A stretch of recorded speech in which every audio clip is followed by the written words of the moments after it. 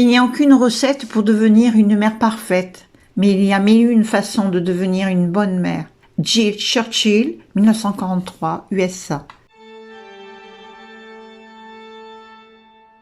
Comme vous le savez, et sur cette chaîne YouTube, je me suis toujours intéressée aux humains et à leur psyché. Et la question fondamentale que je me suis posée depuis toujours, voire depuis que je suis née, et bien d'autres personnes se sont posées les mêmes questions, d'où provient les traumatismes émotionnels qui se répètent à l'infini. Je vous fais part de ce que j'ai trouvé dans le futur science, les neurosciences et l'épigénétique. L'épigénétique, au-dessus de la génétique, étude après étude, confirme sans arrêt que c'est l'environnement qui contrôle l'activité des gènes. Le courant scientifique principal a enfin reconnu que ce ne sont pas des gènes qui déterminent le destin des cellules. La révolution épigénétique est la nouvelle science qui a révélé que ce sont les signaux provenant de l'environnement qui contrôlent l'expression des gènes. Les neurosciences d'aujourd'hui ont les moyens de mettre en évidence ou d'écarter les hypothèses du passé, grâce à des techniques qui mesurent l'activité du cerveau des bébés. Nous savons qu'ils sont capables de traiter l'information en peu de temps. Ensuite, ils ont la capacité de capturer diverses sensations et de leur donner un certain sens. Pendant les 6 premières années de leur vie, les enfants ne présentent pas la qualité de conscience propre aux ondes alpha, bêta et gamma. Lorsque celles-ci prédominent, le cerveau des enfants fonctionne principalement en dessous du niveau de la conscience créative. Dans leur état d'onde θ, hautement programmable, les enfants enregistrent d'énormes quantités d'informations dont ils ont besoin pour survivre dans leur milieu ambiant. Dans l'utérus et au cours de la première année, le cerveau fonctionne principalement à la fréquence la plus basse, soit de 0,5 à 4 cycles par seconde, Hertz, fréquence appelée delta. Rien d'étonnant puisque les bébés dorment beaucoup. Chez les adultes, les ondes delta prédominent au cours du sommeil profond ou lorsqu'ils rêvent et même lorsqu'il est difficile pour eux de sortir de la torpeur du sommeil profond. À l'âge de 2 ans à 6 ans chez l'enfant, la fréquence d'onde usuelle est l'onde θ, 4 à 8 Hz, fréquence qui est associée à l'imagination. C'est la phase de développement où l'imagination débordante de l'enfant qui n'a aucune limite. Par exemple, un enfant peut chevaucher un balai et vous dire que c'est un cheval.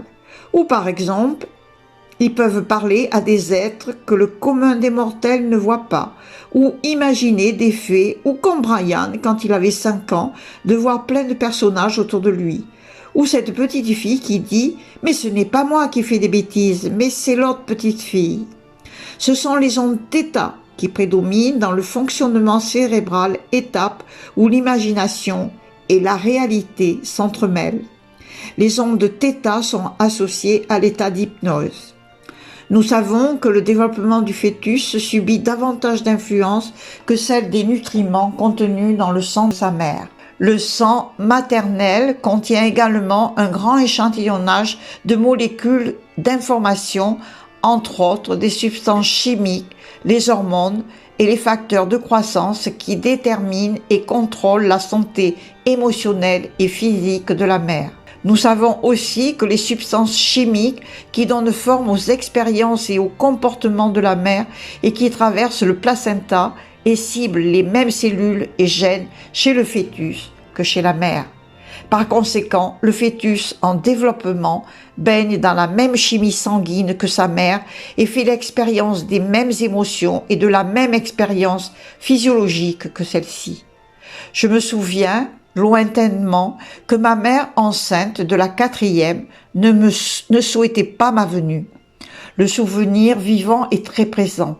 Comme je me souviens le jour où je suis née, j'ai vu et décrit la chambre jusqu'à sentir l'odeur de la pièce et même décrire les personnages qui s'y trouvaient, y compris la couleur des rideaux.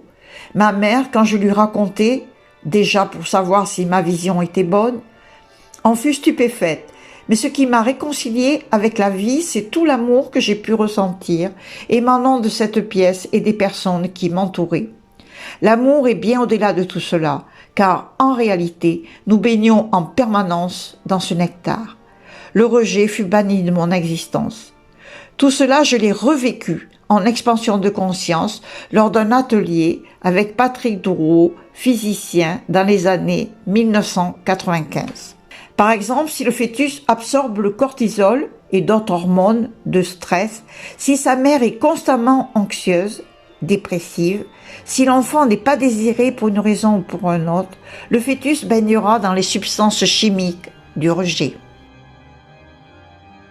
C'est-à-dire qu'à l'adolescence ou adulte, le sujet créera des mécanismes très concrets mais inconscients pour se faire rejeter, soit amicalement, soit amoureusement ou d'un groupe. Ceci est un exemple.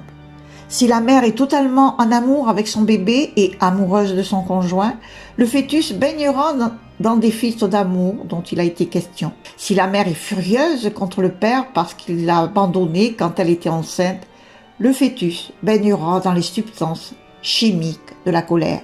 Je me souviens aussi de la prise de conscience des disputes de couple qui veulent toujours avoir raison.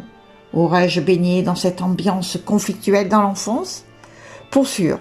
Et je continuais à perpétuer ce genre de névrose, jusqu'au jour où j'ai dit stop dans le choix. Avoir une relation? Oui, pas un champ de bataille. Voilà le programme qui a été inculqué dans l'enfance et imaginez ce que l'enfant peut élucubrer entre l'amour, les insultes et les hurlements. Faut-il qu'il trouve sa place entre le vrai, la vérité, le faux ou l'artificiel? Les personnes chercheront tout ce qu'ils reconnaîtront comme de l'amour, même s'il s'agit d'une forme perverse d'amour, car comme l'explique si bien Bruce Lipton, il existe une pulsion biologique à se lier et une pulsion biologique ou psychologique à aller vers ce que l'on considère comme de l'amour. Aujourd'hui, tout cela est prouvé scientifiquement par les nouvelles sciences ou neurosciences. La personnalité d'un enfant est déjà développée lorsqu'il naît. Un bébé adopté a sa personnalité déjà développée. Il y a quelques années, mon travail consistait en tant qu'infirmière travaillant dans une maison maternité et maternelle en France, donc accouchement, où les femmes qui abandonnaient leur enfant pour diverses raisons, viol, abandon par le conjoint, perte d'emploi, et l'autre côté, celles qui venaient les adopter.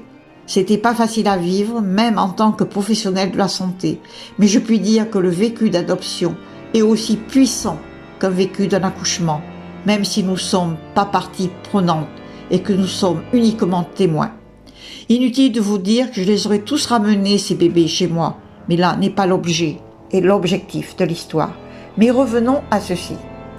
Les comportements programmés dans l'inconscient proviennent principalement de l'observation et de l'adoption de comportements appartenant à d'autres personnes, nombre de ces comportements étant négatifs et débilitants, en particulier ceux des parents, de la famille proche, de la communauté et de la culture. Plus les chercheurs s'intéressent au fœtus et son système nerveux, et plus ils s'aperçoivent qu'ils sont évolués, car le potentiel d'apprentissage du fœtus et sa sensibilité sont immenses. Et pensent que tout ce à quoi nous avons traditionnellement cru sur les bébés est faux. Nous avons mal compris et sous-estimé leur aptitude. Ils ne sont pas des êtres simples, mais des créatures complexes, sans âge, des petites créatures dotées de façon inattendue de grandes pensées. David Chamberlain, l'esprit de votre nouveau-né. Attention, la programmation, pas digne d'être aimée, est l'une des plus grands obstacles à la création de l'épanouissement de l'enfant, adolescent, l'adolescent adulte et l'adulte. Cela représente un long cheminement d'un travail intérieur afin de parvenir à la conscience, ou de développer une des techniques telles que l'EFT ou PSYCH-K, reprogrammer l'inconscient. Il y a aussi la méthode BMB 2.0, Bernard-Michel Boissier, médecin et neuroscientifique, dont je suis enseignante et pratiquante depuis 3 ans et qui reprogramme le subconscient et l'inconscient. Lâchant le moment présent, le programme de l'inconscient ressurgit et nous agissons comme nos parents, si nous sommes parents, sans même le réaliser. La conscience, c'est le moment présent. Vous ne pouvez pas changer quelqu'un à moins que la personne ne demande votre aide. Sans cela, vos efforts resteront vains. L'amour de la mère est le seul amour invincible, éternel, comme la naissance. André Malraux, 1901-1976. Et je pense aussi cette vieille civilisation égyptienne, pour terminer cet écrit, où les déesses étaient reconnues, où les enfants, les bébés et leurs mères, ainsi que les futures mères, étaient protégés, aimés, respectés, adulés.